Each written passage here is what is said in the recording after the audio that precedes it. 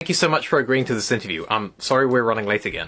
These things happen. Doesn't bother me. Amazing. So, Stoicism is all about living a good life, right? Yeah, so it's an ancient school of philosophy made up of many different thinkers, each with their own emphasis and nuance, and there's a lot Stoicism talks about.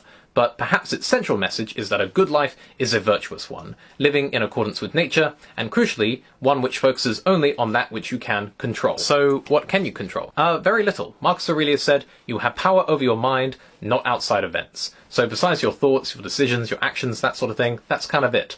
I can't control how you or others think about me, I can't control the weather, but what I can do is when something happens, I can control how I react to that. There's a space between input and response. Well, that all sounds like nonsense. Excuse me? Well, it seems to me that I can control those things. For example, what other people think of me. If I got to someone randomly on the street and punched them, I guarantee it, they won't like me. And alternatively, if I just give them a bunch of money randomly, they'll probably feel quite positively towards me. And we are also controlling the weather with climate change, so you're wrong. I won't deny that our actions can influence external events, but Stoicism reminds us that you can't guarantee that they do.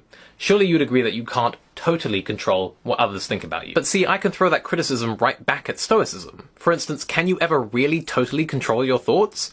If I say pink elephant, I'm sure you probably thought of one. And if I say pink elephant again, oh, there it is again. Stoicism seems too black and white to me. Life is a lot more nuanced than that. So I think maybe you've misunderstood the point of Stoicism. Perhaps we can say there are two kinds of philosophy, right? Very broadly, some are about how the world is, and others are about how we ought to live in it.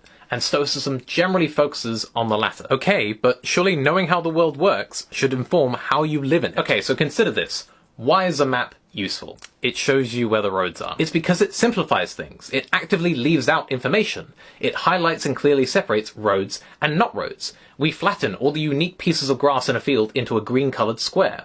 Now obviously, reality is complex and there are grey areas, but working from a map as a standard is extremely useful and easier to use than, say, a satellite image. Okay, I'll agree to that. So Stoicism gives us that map. The roads are my thoughts and actions, and I'm sure you would agree that these are a lot easier to control, or indeed influence, than, say, the weather. Right, but I'm still confused, because on the one hand, a lot of Stoics talk about fate, and on the other hand, they talk about making free choices, which seem contradictory. Generally, the Stoics were fatalistic, and literally believed in the fates, as in the three fates, the gods. Epictetus essentially thought we were actors in a play written by the fates. Marcus Aurelius did say, whatever happens to you has been waiting to happen since the beginning of time. But again, how we respond is up to us. But how we choose to act and respond will surely be shaped by what's already happened to us, and we're gonna need a part 2.